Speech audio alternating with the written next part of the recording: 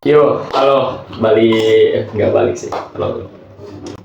Yo, halo, nama Felix, terus ini, Kayak gila Aziz Mah itu. aja, Tong dari kelas 12 sosial 4 ya.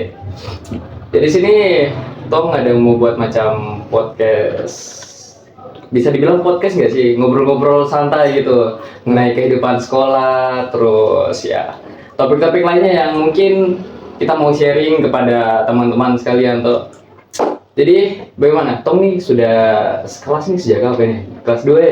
Dari kelas 2. Dari kelas 2. Tom korban apa? Bukan korban sih, bisa dibilang kita jadi kelinci percobaan kurikulum merdeka nggak sih? Tom angkatan ini loh. Ya begitulah. Terus? Kurikulum merdeka, kurikulum baru. Memang agak susah untuk menyesuaikan awal-awal, tapi karena setelah tahun Demi tahun lalu akhirnya sampai kelas 3 kita enjoy aja sih. Enjoy Kayak aja. menurutku tuh sendiri kayak nggak terlalu berbeda gitu sama kurikulum sebelumnya. Mungkin perbedaan yang signifikan itu kayak ada di P5-nya nggak sih? Ada pelajaran yang kayak ngebuat kita untuk betul-betul skillnya kita itu kayak dikembangkan gitu. Mungkin yang dari awal tuh apa kalau nggak salah? Budaya kan, tarian, Budaya. terus PBB. Itu juga kayak langsung melatih kita sendiri nggak sih untuk mulai mengenal budaya, terus kita jadi tahu ini apa namanya, gerak-gerak gitu. Iya. Itu kan lumayan bagus lah untuk kita ya. Terus alasanmu untuk masuk jurusan sosial ini gimana ini, ada semua tahu ini. Kan itu kan waktu kita mau naik kelas 11 itu kan kayak kita dibagi gitu tuh, kita dibagi formulir kita mau ngambil mapel apa. Tapi sejujurnya juga saya kayak nggak nyangka sih saya masuk sosial. Ya, itu kan dulu kan kita nggak dikasih pilihan atau kita mau masuk parwi, sosial, kesehatan, teknik dan lain-lain. Kita cuma dikasih pelajaran favorit. Ya, boleh. Itu gimana itu? Alasanmu nggak mau maksudnya alasanmu mau masuk kelas sosial? Karena jujur saya rasa sosial itu yang cocok untuk saya yang berjiwa bebas dan santai. Santai. Karena di sosial ini kayak santai gitu pelajarannya. Kayak pelajaran sana nggak terlalu untuk kayak misalnya kalau kesehatan nih ada kimia, ada fisika itu kan Iya. jujur itu kayak sedikit berat ya di otaknya. Nah, bahasa Jerman juga itu. Bahasa Jerman, aduh. Panjang saya. Oh, panjang. Terus kita mungkin mulai memperkenalkan individu memperkenalkan Tong individu. Kalau saya ini ya bisa dibilang kayak itu dari umur sekitar 3 tahun ini baru di Papua. Saya nggak dapat ini kuota khusus kalau nanti kita tes, soalnya saya nggak lahir di Papua. Itu sih nggak punya masalah apa ya, kalau tidak kasih lahir saya di Papua. Saya dari 3 tahun ini sudah di Papua, cuma tidak di Sorong. Jadi awalnya itu kayak di Merauke sana. Itu sejak TK udah baru pindah di Sorong. Terus sekarang bagaimana? Kalau saya sendiri tuh lahir dan besar di kota Sorong, Barat Daya, Indonesia. Jadi saya lahir besar di Sorong.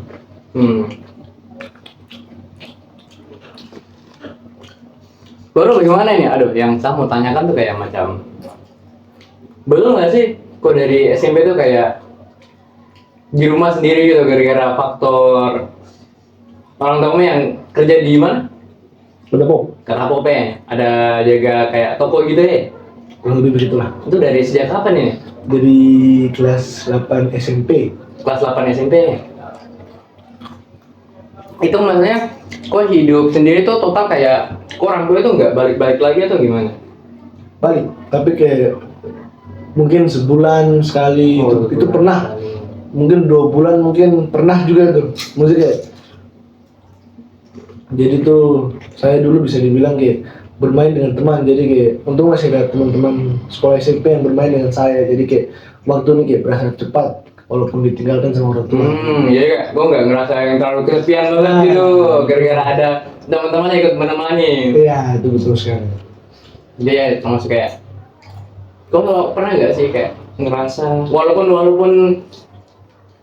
mungkin yang gue bilang ini macam gue tidak ngerasa kesepian, tapi di mana-mana kayak kok pernah ini nggak sih, kok pernah ngerasa nggak sih kayak sama orang-orang itu yang orang tuanya selalu ada di rumah, kan otomatis kalau misalnya nih orang tuamu yang lagi kerja gitu di kata kok nggak ngerasa kayak kesepian gitu dari sosok orang tua yang ada, kayak gua bangun tidur kok mama yang siapin bekal gitu, kok nggak ngerasa kayak kadang suatu saat di malam sendiri kayak ngerasa kayak wah ini seandainya kalau sama mama ada nih kayaknya enak nih, ngerasa gitu ya? Saya jujur sebenarnya mungkin ada, tapi kayak rasanya tuh kayak kecil sekali karena saya tahu orang tua saya bekerja kan untuk saya juga ya. Jadi kayak kalau saya apa nih terlalu merindukan orang tua, mungkin bahasanya kayak menyuruh orang tua untuk menemani saya itu kan kayak malah memberatkan bikin orang tua yang sedang mencari uang gitu. Nafkah gitu, Mencari nafkah. Jadi kok itu orang yang ngerti aja ya. Ngerti aja. Harus ada yang ngerti memang. Itu harus ada yang memang. Salut dari sosok Gilang Aziz Gilang Aziz Pangestu aja. Terus selama itu tuh dalam kesulitan mungkin hidup di rumah sendiri, itu apa yang jadi kayak problem, yang jadi masalah tantangan terbesar itu dalam hidup sendiri? Tentu ada ya. Yang paling dalam dari itu sendiri adalah ketika rumah banjir. Wah, rumah banjir di Sorong nih. Dan, Sering banget banjir.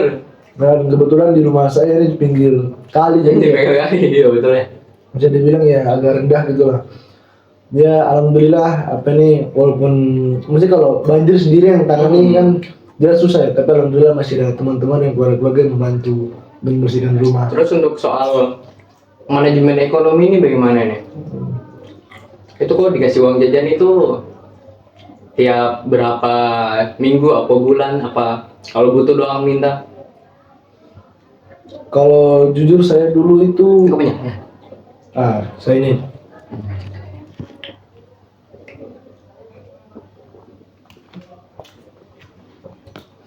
kalau jujur saya dulu diberikan uang itu pada saat uang saya habis ya, tapi alhamdulillah setelah seiringnya waktu tuh saya kadang-kadang kalau orang tua saya balik berikan uang. Oh jadi kayak nggak ada patokan ya, seminggu kok dikasih 150? Tidak ada. Tidak, enggak gitu ya. Jadi kayak kalau kau uang habis baru minta. Iya. Kita dibilang kayak gitu ya. Bisa dibilang kayak gitu ya. Hmm. Kalau saya juga lebih senang masak sendiri ya. Oh masak sendiri, jadi kayak lebih, iya di kayak lagi hidup sendiri ini kan kayak mikir-mikir juga tuh, kan nggak mungkin kan kita kayak setiap minggu tuh uang habis terus minta terus kayak itu bikin gimana ya, memberatkan orang tua banget ya. Sebenarnya orang tua juga tidak masuk berat karena orang tua di sana juga bilang kalau uang habis minta aja. Tapi ya bisa dibilang begitulah. Inisiatif diri sendiri gitu. Diri sendiri. Lebih gimana gitu. Meningkatkan skill bertahan hidup untuk kedepannya. Kayak hidup sendiri tuh kayak bukan suatu hal yang buruk, kayak ini kayak sama saja kayak kita cuma mempercepat waktu ke depan, kan ujung-ujungnya juga kan kita kan bakal lepas dari keluarga kan. Ya betul sekali. Jadi kayak cuman masa depan yang dipercepat lah intinya begitu ya. Begitulah.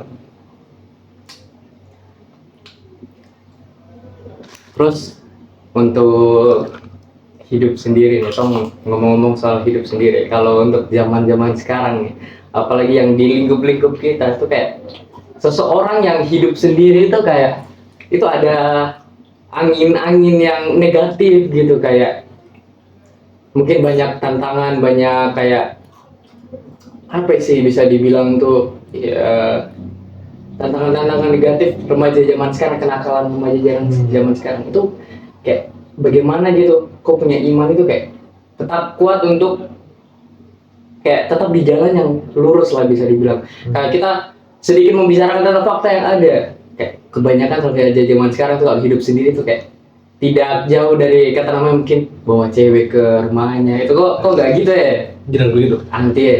Anti sekali. Ya, gimana itu? So, sekitar Orang tua saya jujur sebenarnya tidak terlalu mengekang saya tentang hal-hal seperti begitu, tetapi dari saya sendiri yang memikirkan hal ini nih tidak baik buat saya. Oh, jadi dari awalnya itu kayak, oh ini bukan seorang street parent nih. Wow. Jadi kayak, kok tuh dari awalnya itu kayak memang kok sebenarnya itu bebas ngelakuin apa saja, cuma Iya. kok orang tua itu kayak mempatokin kalau di situ tuh ada bahaya, di situ kayak jangan dilalui, kan cuma dikasih isyarat kayak dibilangin kalau hal itu nggak bagus dan bla bla bla. Aku bukan Iya. kayak orang tuamu bukan tipikal orang yang ngekang dari awal ya. Iya, bukan. Karena begini gak sih, Men? Kayak kau pernah tahu nggak sih kalau misalnya tuh itu mungkin dari pemikiran pribadi dan juga kayak saya ngelihat orang-orang gitu, anak yang orang tuanya street parents tuh itu kayak lebih cenderung pas mereka dikekang nih, kayak mana-mana itu nggak boleh, terus kayak dia punya kegiatan dibatasi lah sama orang tuanya. Terus tiba-tiba begini pas sudah dibuka gitu, dia punya lingkup kehidupan sudah nggak dikekang lagi, itu dia bakal menjadi-jadi nggak sih? Itu kayak seorang kayak burung yang dalam sangkar ini tuh, kayak apa-apa itu dia bakal di dalam terus tiba-tiba sarangnya dibuka tuh otomatis kayak dia pengen tahu gitu dunia luar. Itu yang bahaya nggak sih? Itu menurut saya sangat bahaya sekali karena pasti ada rasa penasaran. Iya, rasa penasaran.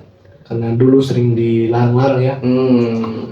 Jadi nanti kalau kau jadi orang tua ini bagaimana ini? Kau tipikal yang bakal ngekang benar atau enggak? Ya, buat sekarang kalau saya kedepannya akan menjadi orang tua, tapi ini saya mungkin akan menerapkan seperti yang saya yang kau alami gitu. Yang orang tua saya terapkan kepada saya. Jadi kok nggak yang bakal ngekang banget, cuman kok kasih tahu kalau hal ini tuh buruk, kedepannya tuh buruk. Jadi kok bukan tipikal orang yang kayak menutup jalan anaknya, tapi bilang kayak, jangan sini, di belakang tuh ada jurang. Kok nggak gitu ya? Kok kayak tipikal orang yang bakal kayak bilang di sana tuh ada jurang, jadi jangan kesana gitu. Iya, Jadi kayak anakmu tuh boleh melihat, tapi kok sudah kasih tahu itu hal yang buruk. Menurutku itu juga kayak hal yang bagus sih, kayak itu kita kayak jangan kayak menutup matanya terhadap hal-hal yang buruk. Bukakan saja matanya, cuman kita kayak peran orang tua itu mungkin kedepannya itu kayak kita bilang kalau hal itu buruk dan lain-lain supaya kayak mereka itu memiliki informasi yang valid, terus mereka itu jadi kayak perlahan-lahan itu mengerti. Jadi mereka itu bukan kayak nggak melakukan itu bukan gara-gara kekangan, tapi nggak melakukan itu gara-gara mereka tahu konsekuensi yang mereka bakal dapat. Iya. Wih, gitu ya. Salut sih, Cok. Kayak aku punya iman ini kuat sekali. Aduh, kalau ada teman-teman si A, si B itu sudah, mereka pasti sudah memanfaatkan kesempatan ini untuk melakukan, mungkin kalian sudah tahu sendiri ya, kehidupan sendiri itu gimana. Salut sih dari seorang Gilang yang punya ya iman cukup kuat ya di masa depan juga.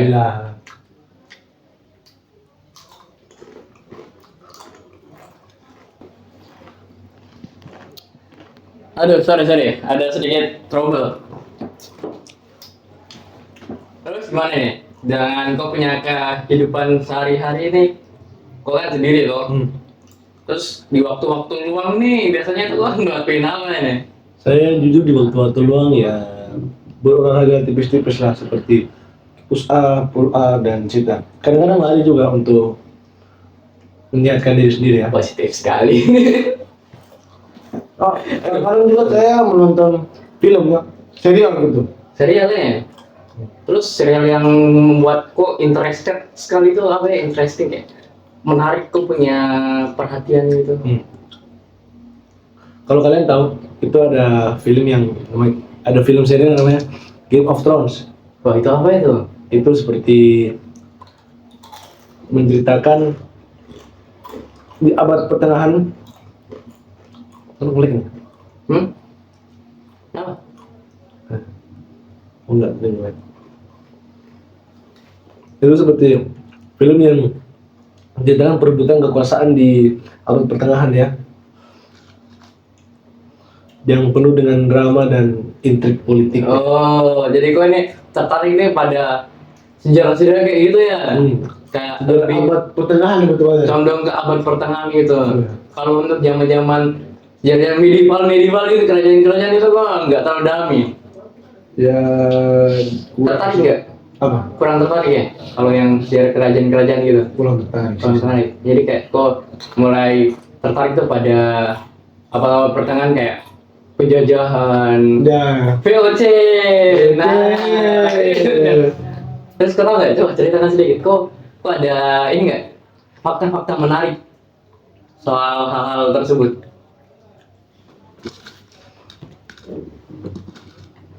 Kita ulas dari awal dulu ya. Pada tahun 1453, Ini fakta apa ini? fakta tentang runtuhnya Kekaisaran Bizantium, Romawi Timur. Ini ada hubungannya tentang itu VOC. Sorry, reveal snack. Ini kita. Tadi coba ulas dari awal ya, ulas dari awal tuh tentang yang sejarah apa sih Timur Tengah sampai VOC ini, maksudnya itu ada hubungannya tuh.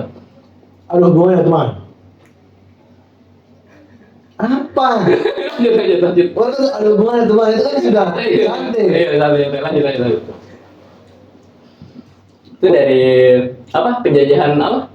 Yang mengambil alih apa? Dari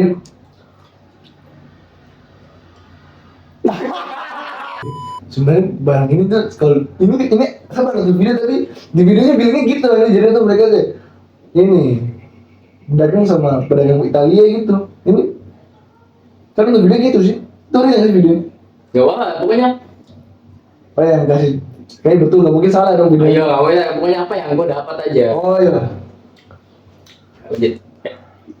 Gue nih lagi interest tentang sejarah atau ya. Coba lah ceritakan yang tadi yang gue mau bilang ini kita sudah cut berapa kali nih kesalahan kata tentang yang hubungan antara VOC sampai di daerah Timur Tengah tuh apa yang saya tahu nih VOC kan itu dari Belanda tuh iya, itu kan Eropa nggak sih Eropa nggak sih Iya. itu kok bisa gitu ada hubungannya tentang Timur Tengah itu gimana itu? jadi bisa dibilang ada kisaran yang namanya Romawi Timur Romawi Timur. kisaran Bizantium Itu Romawi Timur itu dia di daerah mana itu? Dia menguasai daerah mana itu? dia wilayah mereka tidak besar cuma tapi wilayah mereka tidak besar tapi kayak wilayah mereka tuh cukup strategis untuk jalur perdagangan Oh, itu strategis itu di bagian Eropa atau di mana di benua mana itu mereka punya kekuasaan waktu itu? benua Eropa Eropa ya, mencakup situ ya semua ya. ya, Lanjut. di dekat daerah Balkan lebih tepatnya jadi karena kisaran Bizantium itu mereka mempunyai bagian cukup strategis Kesultanan Ottoman itu melakukannya pada tahun 1453 Oh, jadi menjajah gitu. ya Kekaisaran Ottoman ini menjajah Bizantium. Nah, lanjut. ya. Akhirnya pada saat itu Kekaisaran Romawi Timur atau Bizantium runtuh digantikan oleh Kesultanan Ottoman di daerah situ. Cuman di daerah situ aja, cuman Kekaisaran Romawi itu nggak seluruhnya runtuh, enggak? Kekaisaran Romawi kan ada dibagi menjadi dua, Romawi Timur sama Romawi Barat. Romawi Barat itu sudah runtuh lebih tepatnya 1000 tahun lalu. Sudah runtuh duluan gitu. Romawi Timur yang bertahan karena letaknya yang cukup strategis. Terus itu juga sudah runtuh. Waktu itu kan cuma sebagai daerah doang yang runtuh. Runtuh karena ibu kotanya Konstantinopel sudah ditelukan oleh Sultan Ottoman. Oh, jadi di situ tuh apa namanya kayak akhir dari Kekaisaran Bizantium. Gitu. Nah, lanjut. Nah, sudah dikuasai nih sama Kekaisaran Ottoman. Terus Nah, karena situ letaknya cukup strategis, akhirnya Sultan Ottoman itu memonopoli jalur perdagangan lebih tepatnya. Jadi itu bisa dibilang kayak dulu tuh Kekaisaran Bizantium tuh kayak pedagang-pedagang dari Asia gitu kayak lewatnya jalur situ. lewatnya jadi kayak jalur perdagangan dunia lah dari Ya, bisa dibilang gitu. Pusatnya di situ. Iya. Waduh, berarti ini untung banyak di Ottoman ini itu. Dari Konstantinopel yang diubah saat Kesultanan Ottoman Istanbul, mereka memonopoli perdagangan di situ. Mengambil alih tugas sebelumnya. Tapi cuman ini mungkin gara-gara pas ditaklukkan ini mereka itu jadi kayak lebih kayak ke arah politik nggak sih, mereka kayak lebih ngekang gitu nggak sih, Iya. perdagangannya lebih Jadi mereka tidak menguasai. jadi mereka tidak berdagang dengan negara-negara lain gitu, cuma negara-negara tertentu aja. Jadi mereka memutuskan koneksi. Iya. Ayo. Terus? Kalau tidak salah tuh Sultan Ottoman menjalin perdagangan dengan pedagang-pedagang di Venesia, Italia pada saat itu. Nah, dikarenakan pedagang-pedagang Italia mendapatkan jalur dari Ottoman, akhirnya mereka memonopoli rempah-rempah yang pada saat itu nilainya tinggi. Rempah-rempah nih sudah mulai masuk nih ke VOC nih. Nah, rempah-rempah. Lanjut. Yang jelas berarti kayak harganya mahal dong. Jadi kayak pedagang-pedagang Italia kaya, terus kayak maksudnya pedagang-pedagang rempah-rempah dari Inggris, Belanda, Spanyol, Portugis, pasti kan mereka rasa kayak wah ini mahal banget ini. Gara-gara sudah dimonopoli nih. Jual monopoli ini. Jadi akhirnya itu mereka kayak berpikir gitu, mencari gagasan baru, ide baru. Nah, terus lanjut. Setelah itu di kerajaan Spanyol ya. Kita ke kerajaan Spanyol. Kerajaan Spanyol tuh kayak apa nih? Mereka tuh yang memulai ekspedisi dunia baru gitu bisa dibilang. Mereka yang mencari jalur rempah-rempah dari asalnya gitu. Oh, jadi mereka itu bukan ke arah mana itu yang jalur perdagangan itu buat membeli, tapi enggak, mereka langsung ke pusatnya ya. Mereka langsung membeli di penjualnya langsung gitu. Oh, penjualnya langsung. Bukan dari distributornya. Oh iya. Itu. Tempat lagi jadi mereka itu yang pertama kali melopori. Nah, lanjut. Setelah Spanyol sukses dengan perdagangannya yang langsung dari penjualnya, negara-negara lain mulai ikut-ikutan. Ikut FOMO. Karena keuntungannya sangat besar pada saat itu ya. Iya, karena kan lagi di itu monopoli itu kayak mereka pikir juga, aduh, mending tuh ikut ini jejaknya Spanyol aja kan, mereka untung besar tuh. Iya, kayak banyak tuh negara-negara yang FOMO. Lanjut. Iya. Setelah itu pertama nih dari Inggris. Inggris mulai ikut-ikut ini. Nah, setelah itu akhirnya dari Belanda. Oh, ini yang kayak, wih, ada pasarnya sudah mulai masuk. Nah, terus Belanda ikutan tuh. Terus lanjut. Mereka tuh jalur ini kan Spanyol kan dia memulai ekspedisi di awal. Iya. Tapi kok otomatis kan dia kan sudah membuka jalan. Ini jadi yang kayak negara-negara berikutnya kayak Inggris, Belanda itu mereka melakukan ekspedisi itu di lain tempat kah? Di tempat yang sudah Spanyol datangi terlebih dahulu kan, mereka kayak mencari lagi baru. Bisa dibilang mencari lagi ya. Mereka kayak melakukan ekspedisi di tempat yang berbeda gitu. Iya. Tempat yang belum diduduki Spanyol. Oh, saat itu ya? Ya bisa dibilang ada juga tempat yang sudah diduduki Spanyol tapi mereka berperang dengan Spanyol ya. Oh, kayak mengambil alih. Iya, mengambil alih. Iya. Itu kalau nggak salah itu dulu itu kayak yang saya tahu itu rempah-rempah itu kebanyakan itu pusatnya itu di Nusantara nggak sih? Nusantara Indonesia. Nah, ini mulai ada hubungannya itu. Terus pertama kali VOC dibentuk, tahu nggak kamu sejarahnya? Ya itu tuh kurang lebih pada tahun 1600-an ya. Jadi tuh itu kayak apa ya, kayak pedagang-pedagang kecil yang banyak gitu, tapi kayak disatukan dalam satu perusahaan bisa dibilang. Perusahaan dagang. Nah, lanjut. Mungkin karena pada saat itu lagi naik-naiknya apa nih penjelajahan luar negeri itu untuk mencari rempah-rempah ya. Jadi kayak mereka itu banyak pedagang kecil lah. Mungkin karena pemerintah Belanda merasa kayak wah ini kalau pedagang kecil sendiri-sendiri nih tidak menguntungkan negara. Betul.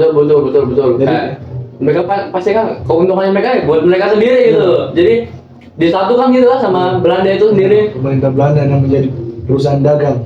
Perusahaan dagang besar ya. Kalau nggak salah yang saya pernah tahu tuh kekayaannya perusahaan dagang VOC dulu tuh kayak setara dengan 20% dagangnya sekarang ya. Kayak 20% besar digabungkan. Sekaya itu kan mereka itu sebenarnya. Ya bisa dibilang gitu lah, karena pada saat itu tuh rempah-rempah itu sangat diminati. Ekspensif banget gitu. Dunia.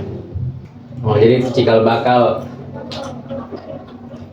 mereka mulai menduduki, kita punya buku sejarah yang sampai setebal itu gara-gara awal tuh Kekaisaran Ottoman. Ya kurang lebih begitulah.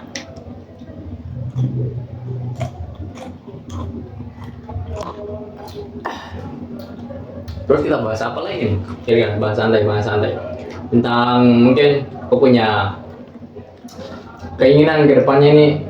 Kan Tong sudah kelas 3 tuh. Kira-kira nih kayak kok sudah ada patokan nggak sih kau punya mimpi ke depan? Santai. Saya jujur mungkin ingin mengikuti tes untuk abdi negara bisa dibilang ya. Abdi Tes negara. PNS lah. Tapi itu jujur dari lubuk hatimu tuh kayak itu sesuai keinginanmu kah itu memang cuman kau lihat itu cuman jalan yang terang.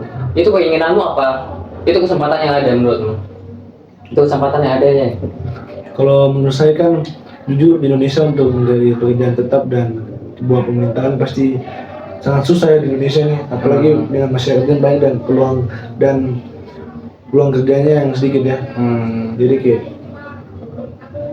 jujur itu mungkin keinginan dari kecil ya, dan itu juga sebuah peluang ya. Jadi itu kayak bukan gara-gara terpaksa ya, memang kok keinginan dari kecil itu jadi itu ya. Kan ada kayak gimana? Kebingungan lain nggak sih kan? Kita kan di kelas 12 ini kayak itu lagi fase-fasenya overthinking banget nih. Kayak waduh ini kedepannya ini bagaimana? Kira-kira ini kalau kok gagal masuk abdi negara gitu kok ada peluang lain gitu macam mungkin aku mau jadi pelaut gitu, ada nggak sih kau punya second choice? Kalau saya sendiri kan ada nih.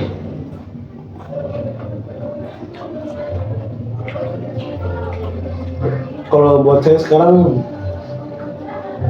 belum ada second choice. Saya kan tes abdi negara sampai umur saya habis. Itu baru memikirkan ke depannya. Tapi menurut saya sih Cok, kau sudah harus memikirkan dari sekarang sih. Ya. Kalau memang gimana ya, kalau Tom terfokus pada satu tujuan baru tidak melihat peluang lain yang ada tuh kayak nanti kalau tujuan itu amit-amitnya nih gagal kayak kita untuk mencari tujuan lain itu sudah susah sih menurut saya individu nih, pendapat pribadi kayak di masa-masa sekarang tuh kayak kok boleh fokus di satu hal cuman ya kau harus memikirkan yang lain juga, jadi kayak kau persiapan di suatu hal nih cuman kau juga harus berpersiapan sedikit persiapan di hal lain lagi. Misalnya nih kayak kau nih mau tes gitu cuman kau harus mikir lagi ini kalau saya gagal tes daripada nanti kayak banyak waktu yang terbuang-buang ini mendingan kayak nanti kedepannya itu misalnya saya mau ini kuliah terus habis kuliah itu tes CPNS bla bla bla bla itu kok harus sudah pikirkan dan persiapkan sih. Kan dilihat lagi kan Tong kalau tes di bagian Papua sini kan kayak ada kuota khususnya kan, jadi kayak pendatang itu hanya dikasih berapa persen itu ya, pokoknya kita punya peluang untuk masuk juga itu sedikit ya, bisa dibilang susah ya. Jadi ya gitu Cok, kayak kan nggak sesuai semua itu sesuai dengan kita punya pikirkan. Mungkin kita sudah punya planning yang matang, kita punya persiapan yang matang, tapi kan balik lagi itu kok pernah dengar nggak sih kalau hidup itu sesuai kayak roda yang berputar gitu, nggak semuanya itu kayak di atas, kita kan kayak bakal di bawah juga. Hal itu juga kayak bakal jadi hambatan buat tujuan kita, jadi kayak kita harus pandai-pandai lah melihat situasi gitu. Jadi kok harus punya ngambil peluang yang ada. Jadi kayak saran dari sana kayak kok harus mulai pikirkan dari awal sih. Iya. Kalau mungkin saya akan pikirkan, tapi Untuk sekarang masih belum ada. untuk sekarang masih belum ada sih. Wih, ini sudah lumayan lama nih durasinya. saya rasa cukup sampai sini saja ya. Kita obrol santai mulai dari perkenalan mungkin dari sosok Gilang apa? Nama siapa? Gilang Aziz Pangestu. Gilang Aziz Pangestu yang dari SMP sudah hidup sendiri, cuman dia punya iman kuat sekali. Alhamdulillah. Begitu lah. Sampai kita bahas tentang sejarah sedikit, terus masuk ke masa depan lagi lah. Merasa ini sudah cukup. Ya, maaf kalau ada salah-salah kata. Soalnya ini podcast pertama dari kita berdua ngobrol santai, interview mungkin. Interview sih saya datang. Oke, dirasa itu saja. Sebenarnya nih kita mau ini apa namanya, interview Teman kita. teman kita. Yang punya bengkel. Dia punya bengkel dari SMP. Tidak SMP dia ikut orangnya. Satu orang. SMP ikut orang, terus kelas 2 tuh dia mulai punya bengkel sendiri, penghasilan sendiri. Tapi orangnya ya, Lagi tidur lagi kayak. tidur, ngomong jatuh. Jadi ya kita ngobrol-ngobrol santai aja. Ya, kurasa sekian aja obrolan kali ini. Mohon maaf jika ada informasi yang mungkin melenceng dan tidak sesuai dengan fakta yang ada. Dan kita juga tahu dari apa yang kita dengar aja kan. Kita juga nggak tahu kalau itu valid atau enggak. Cuma kita mencoba untuk meng-share, ambil baiknya dan buang buruknya. Oke, itu aja. Sampai Felix. Kalau bilang Sampai jumpa.